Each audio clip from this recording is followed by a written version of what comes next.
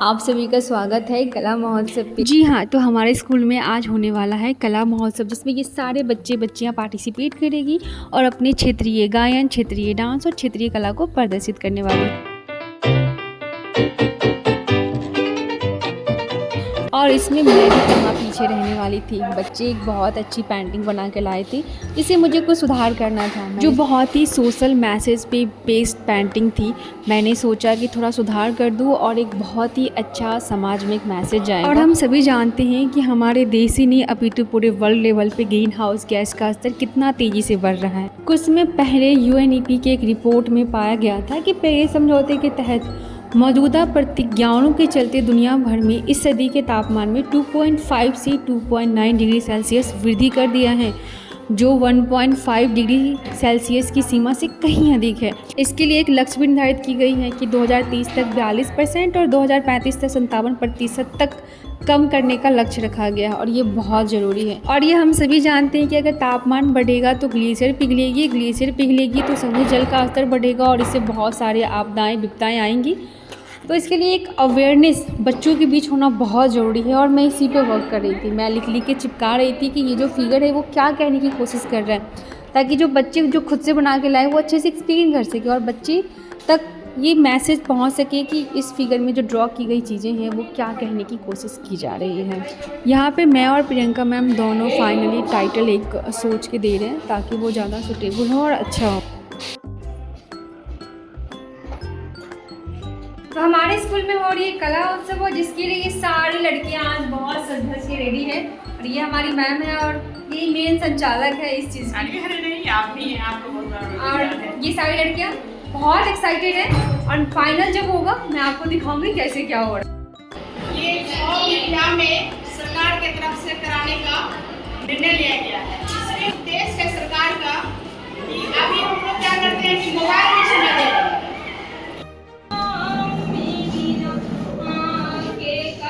यहाँ पे जो ये बच्ची है ना, वो बिहार का जो लोक गीत है उसको प्रस्तुत कर रही है। और हम सभी जानते हैं कि बिहार की धरोहर अगर भाषा है तो वो है मैथिली, भोजपुरी, मगही और भी बहुत सारे, जिससे हमारे बिहार की पहचान है। नेक्स्ट जो प्ले करने वाली है बच्चियाँ वो है जाट जटिन पे नृत्य। वैसे हम बात करें बिहार के तो बहुत सारे फेमस नृत्य हैं, जैसे झिझरी, सोहर, कजरी, झुमरी, होली।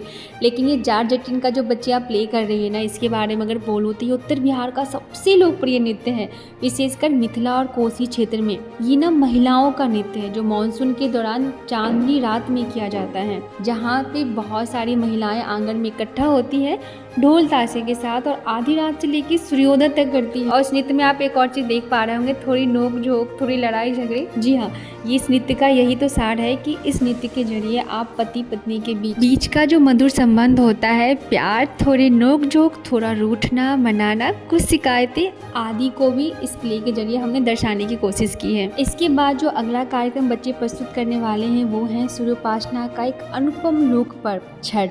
कहा जाता है कि यह पर्व मैथिली, मगही और भोजपुरी लोगों का सबसे बड़ा पर्व है। मैं आपको एक बात बता दूं कि यह पर्व बिहारी नहीं अभी तो पूरे भारत का एक ऐसा मात्र पर्व है ना, जो वैदिक काल से चलते आ रहा है। इसमें आपको बिहार के वैदिक काल संस्कृति की एक छोटी सी झलक दिखाई देती है। छठ पर्व के बारे में एक और बात मैं बताऊं तो ये 4 दिनों तक चलने वाला महापर्व है। इसमें नहाई खाई से लेके और भोरका औरत तक की बातें हैं। जिसमें नहाई खाई के बारे में बोलूँ तो इसमें कद्दू भात का बहुत बड़ा महत्व है। और दूसरा दिन आता है खरना, जिसमें हाथ से गेहूं पीस के अपने कुल देवता को भोग लगाया जाता है। और यहाँ मैं अपने स्टूडेंट की बात करूँ ना, तो ये सारे बच्चों ने जो ड्रामेटिक तरीके से छठ पर्व को प्ले करने की जो कोशिश की है ना, वो कोशिश बहुत बहुत बहुत ज़्यादा काबिले तारीफ़ थी। और मुझे वो चीज़ें दिख रही थी कि कहते हैं ना कि छठ पर्व जो है ना आस्था विश्वास का पर्व है, तो बच्चों ने वो सारा चीज़ डालने की कोशिश की। आस्था, विश्वास, प्यार, उपासना, ये सब चीज़ों को उन्होंने बखूबी तरीके से प्ले किया। तो मैं इन बच्चों को बहुत बहुत दिल से थैंक यू बोलना चाहूँगी कि अपने धरोहर को वो जानते हैं, वो समझते हैं। और छठ पर्व का जो सिनेरियो है उसको बखूबी दिखाने की कोशिश की है कि कैसे जो हमारी माताएं होती हैं वो कैसे पानी में खड़े रहते हैं, कैसे सूर्य भगवान की उपासना करते हैं, कैसे हाथ में जो वो चंगेरा होता है वो लेके खड़े रहते हैं, उसके क्या महत्व है। जब हमारी माताएं ये जो बांस के बने हुए जो सूप होते हैं उसको हाथ में लेके खड़े जो होते हैं, उसके सामने जल क्यों अर्पित करते हैं, दूध क्यों अर्पित करते हैं, इसके पीछे क्या तार्किक सोच है। अगर ये सारे बच्चे अगर जान रहे हैं। और ये भी एक बात बोलना चाहूँगी कि छठ मैया का जो गीत है ना बहुत ज़्यादा रमणीय है। जब सुनते हैं ना तो मानो जैसे भाव विभोर वाला मन हो जाता है। यहाँ पे वो बच्चों ने वो सारी चीज़ें इसमें डाली है। ओ माय गॉड, मैं जितनी तारीफ़ करूँ वो कम ही है। और मुझे तो लगता है कि इनके पेरेंट्स को भी इन पे प्राउड करनी चाहिए कि इनके बच्चे कितने कलाकार हैं, कितने ज़्यादा टैलेंटेड हैं। हाँ, पढ़ाई भी ज़रूरी है, बट उसके साथ साथ अगर आप आर्टिस्ट हैं, आप कलाकार हैं, तो उसकी भी सराहना होनी चाहिए। और इतनी सीरियसनेस के साथ अपने हर एक पार्ट को करना, ये काबिले तारीफ़ तो है भाई साहब। और गवर्नमेंट भी तो यही चाहते हैं कि बच्चे शिक्षा व्यवस्था के साथ साथ कला संस्कृति अपनी धरोहर को भी समझे, उसको परखे। और यही कारण है कि गवर्नमेंट भी टीचरों को ये दायित्व दिया है कि कला महोत्सव के जरिए एक ऐसा मंच तैयार करे जहाँ पे बच्चे अपनी सांस्कृतिक, अपने धार्मिक कल्चर, इन सब चीज़ों को समझ सके। यहाँ पे हम देख पा रहे हैं कि ये सारे सीन कितने रियल लग रहे हैं। जैसे छठी मैया और सूरज भगवान दोनों के रिश्ते, भाई बहन वाला रिश्ता है, वो रिश्ता यहाँ पे दिखाने की भी कोशिश की जा रही है।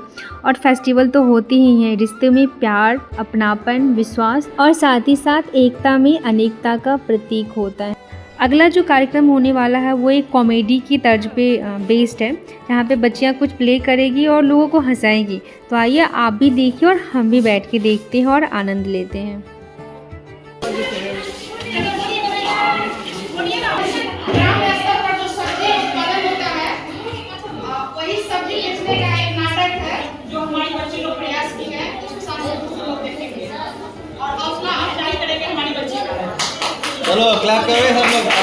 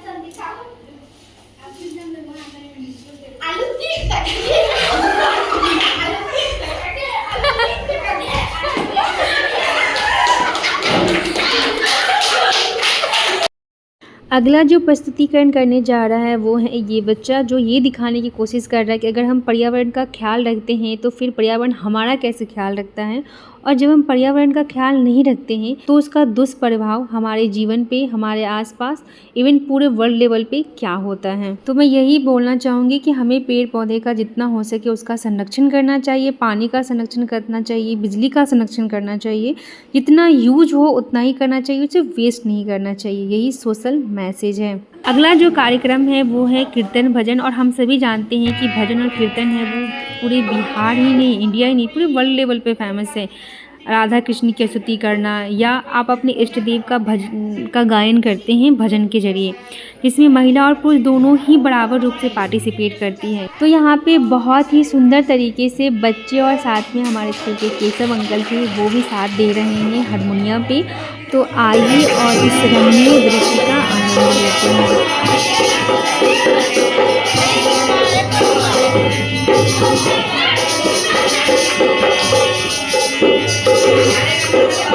तो अगेन मेरे प्यारे बच्चों, बहुत बहुत आभार कि आप सब ने अपने सारे प्ले को बखूबी निभाया। तो फाइनली हमारा प्ले ख़त्म हुआ और प्रियंका मैम की जो जद्दोजहद जो चल रही 3-4 दिन से, वो आखिरकार आज रंग ले ही आई और हमने बहुत कम टाइम में 6 प्ले कंप्लीट किया। और अगर क्रेडिट चाहता है तो वो है प्रियंका मैम, क्योंकि ये पूरे टाइम नहीं आप स्टार्टिंग ही से लगी रही, मैं तो जा रही थी, मेरे साथ कुछ प्रॉब्लम भी था इस वजह से भी। और जब मैंने देखा कि नहीं मैम लगी हुई है, मैंने कहा नहीं अब तो करना ही पड़ेगा। और हम दोनों ने स्पेशली इस चीज़ को आज प्ले कर दिया, बहुत अच्छा लगा। ये फर्स्ट टाइम था बच्चों के लिए भी और हमारे लिए भी, तो बहुत अच्छा लगा है ना।